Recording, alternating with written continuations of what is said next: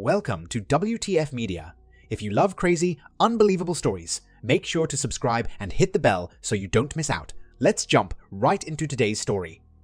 It all started to fall apart when my 15-year-old daughter, Shelly, received one of those DNA kits for Christmas. I don't even remember who gave it to her. She was all excited as she carefully filled out all of the submission requirements and mailed it in. 6 weeks later, the results finally came back and she was not happy. Donna and I quietly sat in the living room, reading when our daughter decided to vocalize her discontent. We couldn't make out the actual words, but things were not going well. After 15 minutes or so, she stormed out of her room and announced that she was going over to her girlfriend's house. Donna reminded her to be home by supper time as she rushed out of the door. I sat there with an amused grin on my face and noticed that Donna seemed a bit more concerned. We both just shrugged and went on with our reading. Donna and I got married 18 years ago, right after I finished my residency. After 5 years, I was considered the leading gallbladder surgeon in the Tri-County area.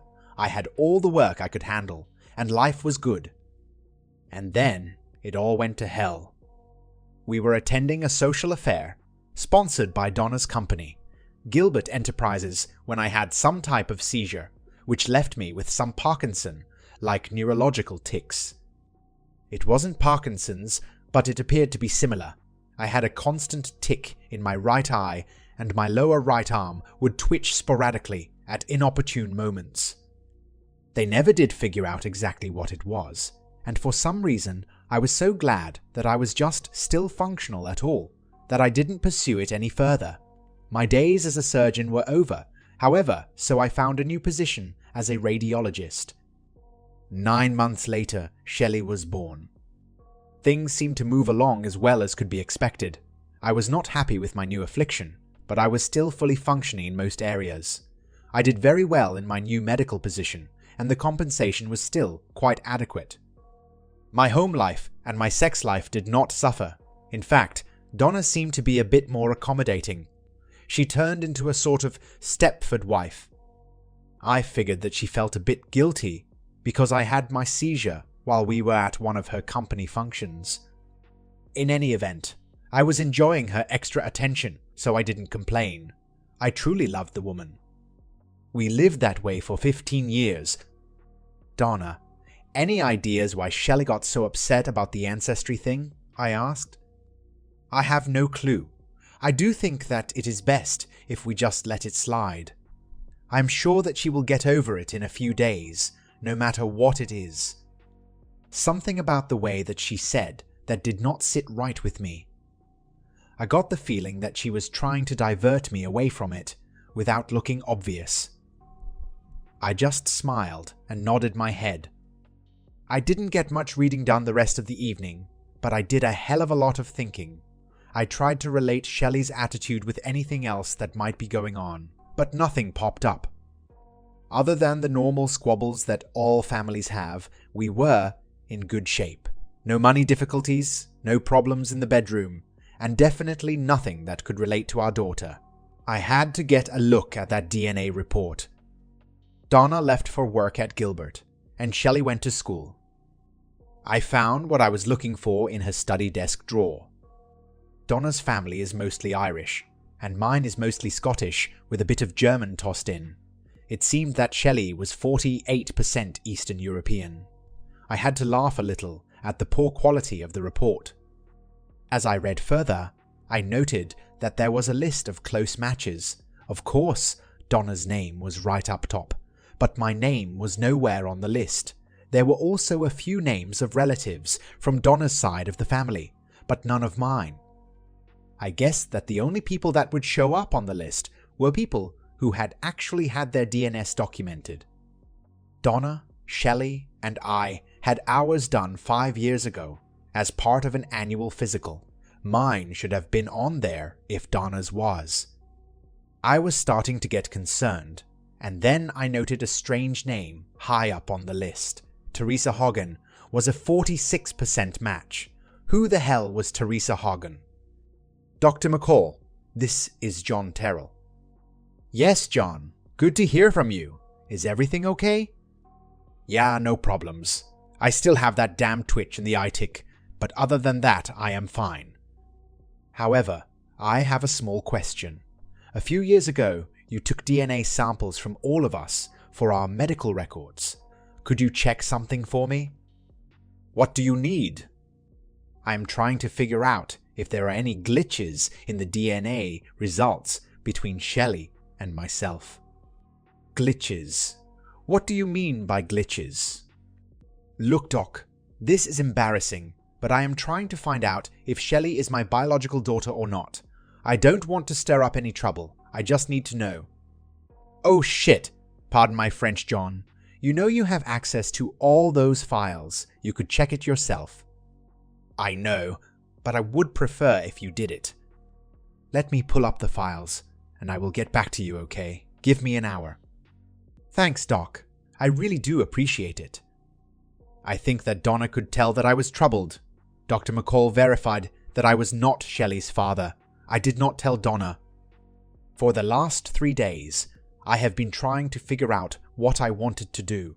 I was surprisingly calm about the whole situation, and I was able to think about it without blowing my cool. It took me several days to locate Teresa Hogan. For some reason, I assumed that she would be about Shelly's age, and I felt like I was a stalking pedophile. I finally found her in the white pages under a listing for Malcolm Hagen. Malcolm was my age and lived in Westchester. I assumed that she was his daughter. Malcolm agreed to meet me Saturday morning at a Denny's in Exton. I am not sure that he knew who I was, but I detected a bit of apprehension in his voice. He was early. I was on time. We exchanged formalities. Malcolm, I don't remember ever meeting you before. Have you ever lived in Reading? That brought a slight grimace to his face. He squirmed in his chair a bit as if trying to get comfortable. I worked for Gilbert Enterprises about 15 years ago or so. I believe we met at one of the company functions back then. I left Reading right after that. He seemed relieved to have said it, but still a bit uncomfortable. I take it that you knew my wife Donna. It was a question phrased as a comment. He didn't answer. He just nodded. Do you know why I am here? Not exactly, but I have a good idea. The few moments of silence were stressful. What took you so long? I just found out. More silence. He let out a deep sigh. I was young. I had been drinking too much, and I was caught up in the moment. I know that that was no excuse, and I know it was wrong. I think I caved into the peer pressure more than anything else. Donna, your wife, was one of the most fascinating women I had ever met. I knew she was married, but nobody seemed to care at the moment. Who was nobody? He was still squirming a bit. The three of us were from the engineering department. Freddie Springer, Clayton Mankey, and I. Donna was being extra friendly with all of us, and we were having a great time. There were a lot of innuendos going around, and some of them were getting serious. Did anybody think about me at all? Donna was constantly looking around to make sure you were not near us. If I remember correctly, you were hanging around with some of the older guys talking about golf. How did this all go off the rails? Freddie was trying to talk Donna into talking some ecstasy. She kept saying no. He was pretty persistent. That was when everything turned to shit. What does that mean? We were all drunk, and we were all horny, including Donna.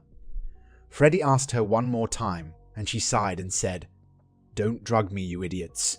Go drug my husband." After another long pause, I looked at him. She said, "Don't drug me, you idiots. Go drug my husband." That simple phrase has haunted me for the last 15 years or so.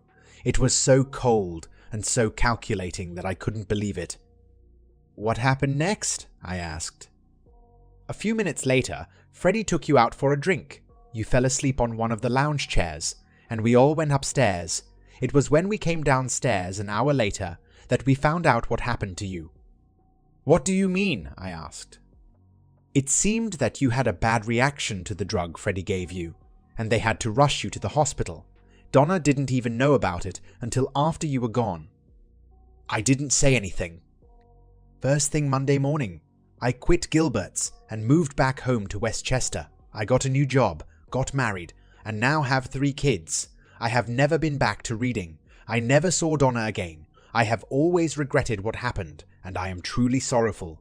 I don't know what else I can say or do. I had the waitress bring us a full pot of coffee. Malcolm, have you ever had one of those ancestry tests done? No, but my daughter, Teresa, did a few years ago. Anybody else in the family? No, just her. She got it as a present. Why do you ask? Your daughter, Teresa, and my daughter, Shelly, are half-sisters.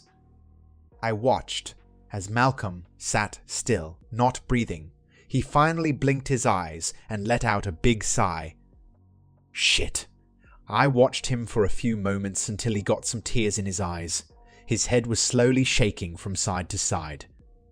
Are you okay? I asked. No, I'm not. The worst night of my life just got worse. I can't believe this is happening. This is going to ruin me and my family. I tried so hard to not let anything like that happen again, and then this one comes back and bites me in the ass. How much worse can it get?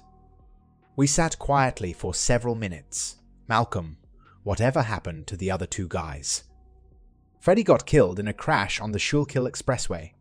Clayton is an alcoholic and lives in a church rectory in Fishtown. I haven't seen him in years. Malcolm, I want to thank you for your time and your honesty. I am not looking for anything else, and I have no desire whatsoever for revenge or retribution. You can relax. I won't be coming after you or exposing you. That is good to hear, but there is another problem here. What about or should I say, my daughter? What if she figures things out and wants to have contact with me? What am I supposed to do? I don't want to hurt or embarrass anybody.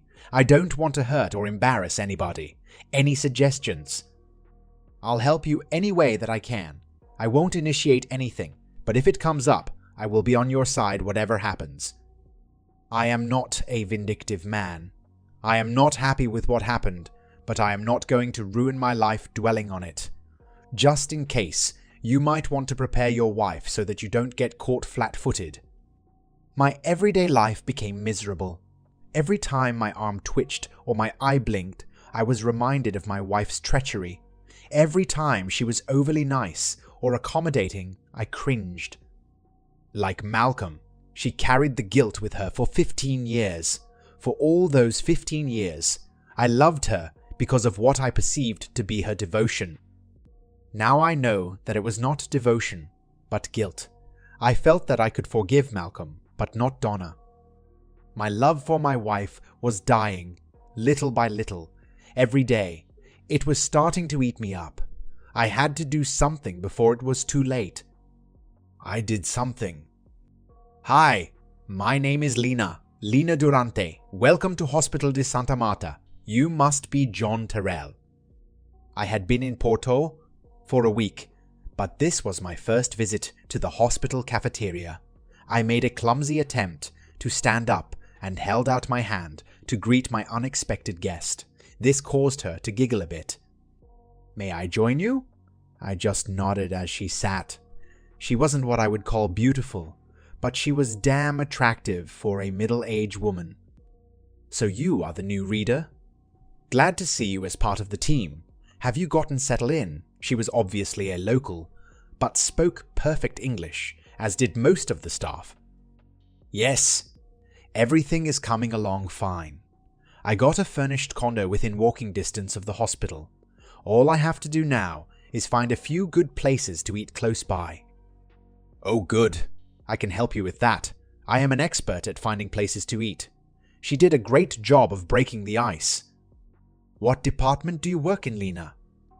I am a neurosurgeon. I am sure that we will be working together regularly. I understand that you have much experience. Pretty much across the board. I will be reading all the X-rays, CT scans, MRIs, mammograms, and ultrasounds, as well as tea leaves on occasion. That got me a small laugh. "Have you always done that?" "No. I am sure that you have noticed my eye tick and the twitch in my right hand. Before my affliction, I did laparoscopic gallbladder surgery. Switching over to radiology allowed me to continue working. I feel that I am still able to contribute." "What exactly was the affliction?" "You know, I never really did find out. There was a lot of discussion and a lot of conjecture, but never anything definite. I felt that everybody was being evasive. I tried pinning it down a few times and got frustrated, so I just quit." "Enough chit-chat. I have to get back to work. I get off at 6. I'll pick you up here, and we will explore your first dining experience. You are working straight days, right?" I smiled and nodded. Lina Durante was unmarried. I didn't ask why or explore the subject further. After a month, I was comfortable enough with her to explain my marital status.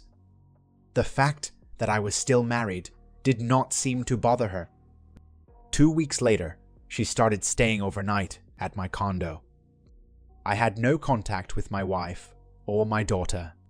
My relationship with Donna got cooler and cooler before I left, although she kept trying to keep it together. The problem was all on my side. She tried to get me to explain what was wrong, and I never did. Shelly became completely withdrawn. I tried to keep that relationship going, but she killed it. It got to the point where we barely talked at all. She never explained what her displeasure with me was. I didn't ask, but I think it was pretty obvious that it was connected to that damn DNA test. I didn't tell Donna that I was leaving. I simply left her a power of attorney to sell the house and took half of our savings. She had a good job and would have no problem supporting herself and Shelly. I am sure that she would end up selling the house. I also left my wedding ring. Let her figure it out. Donna never tried to find me or contact me. If she did know where I was not aware of it. "John, I set aside a time slot to see you at 9 a.m. Friday in my clinic. It's a routine thing, so don't get too excited about it."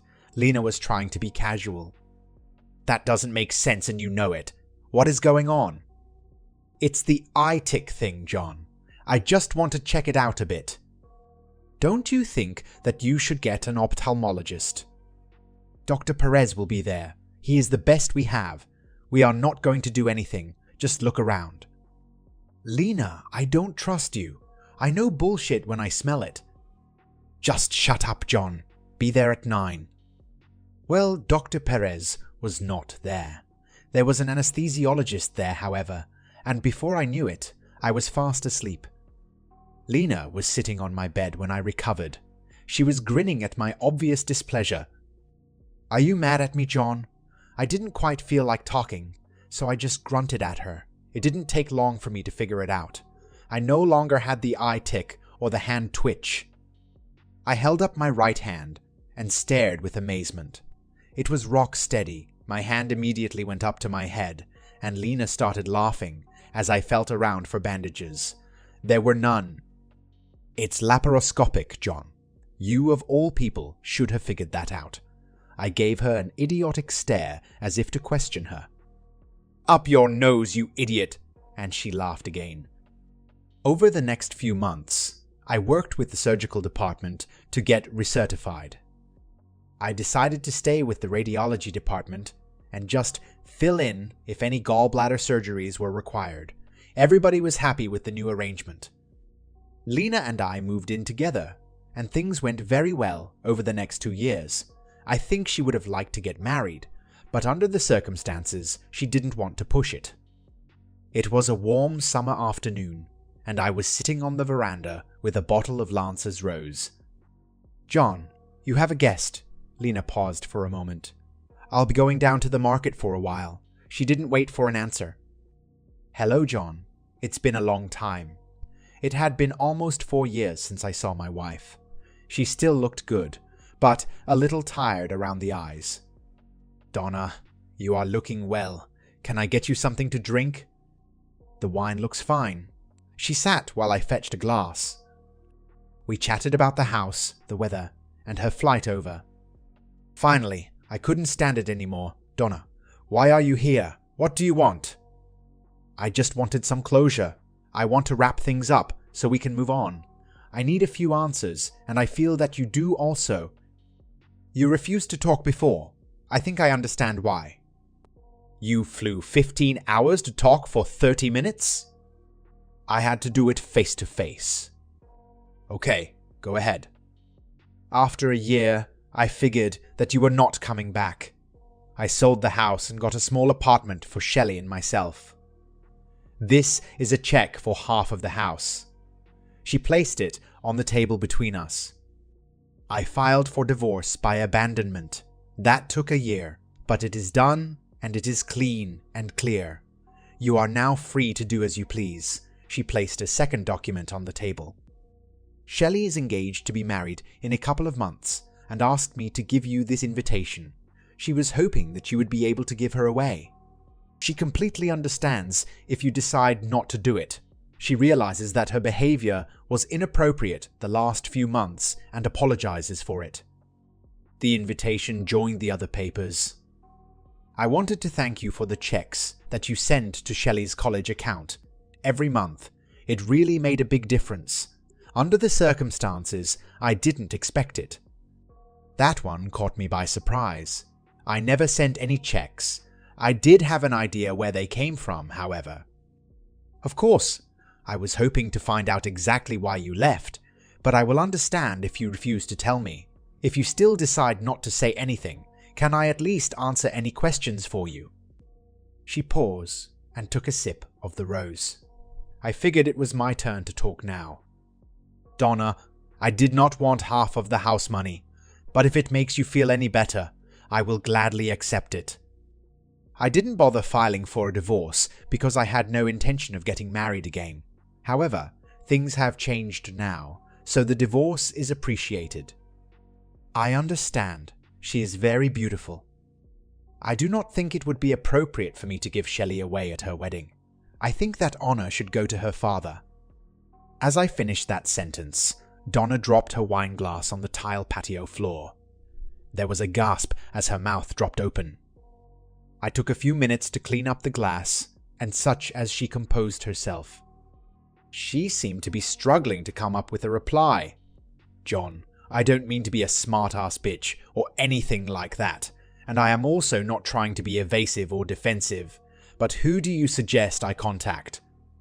How about one of the 3 guys that you had sex with the night that I had my attack? Luckily, she didn't have a glass in her hand this time."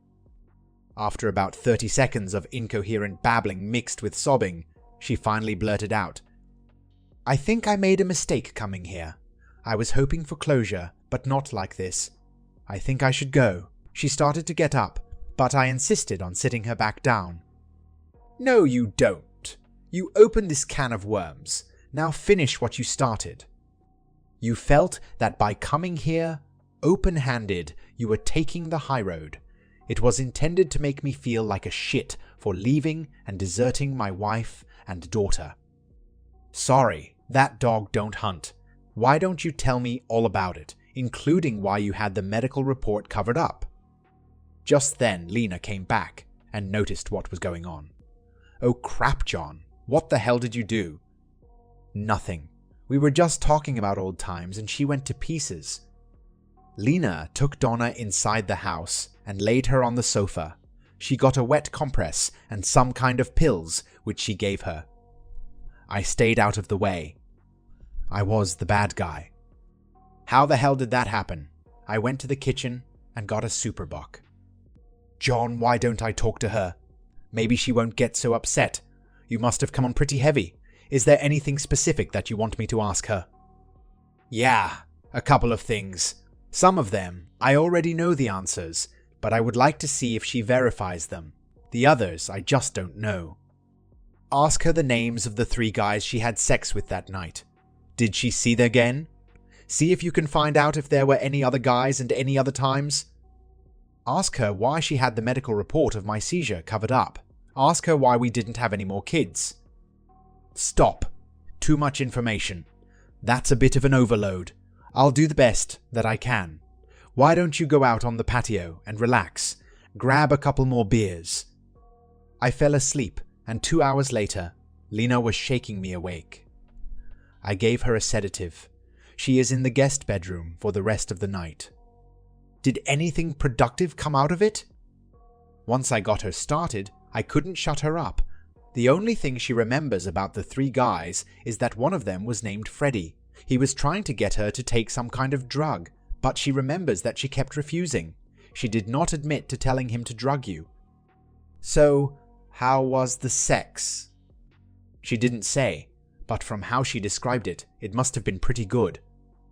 It looks like it was a one-off. I don't know why she did it. I couldn't get any hints about any other escapades. She never saw or heard from the guys again. She suspected that one of them was Shelly's father, but she never looked into it any further. She was afraid when Shelly got the DNA test kit at Christmas, but didn't know how to handle it. She assumed that you figured it out, and that is why you left. Wow, good recap. That covers a lot of it. She also asked why you no longer had the eye tick or the twitch. I explained to her that it was an easy fix and should have been done years ago, except the diagnosis had been covered up for some reason. That triggered another sobbing episode, so I just left her alone. She should sleep until morning. It is hard to believe, but I used to love that woman. I always thought that love like that lived forever. But that is not true. I struggled for 15 years that I shouldn't have. All the attention and love that she shared with me over the years was just a way to cover up for her treachery. It wasn't love. John, you sound bitter. Lena, I have to leave for a few days. When Donna wakes up in the morning, can you see to it that she gets to the airport? Tell her that I will not attend Shelly's wedding. Also let her know that the checks that she got came from Shelly's father, not me. Where will you go? I don't know. It will just be for a week or so. You will be here when I get back, right? Of course I will. Promise that you won't drink too much. Call me. And so ends that part of my life. Lena and I did not marry, but we did buy a nice little villa together, just outside of Porto. I decided to take up oil painting after watching some Michael James Smith videos. I am actually getting pretty good. The villa did come with a nice little studio. Lena got me a DNA kit for Christmas. That's not funny. That's the end of this story. If you found it engaging, please give it a thumbs up and don't forget to subscribe for more content like this.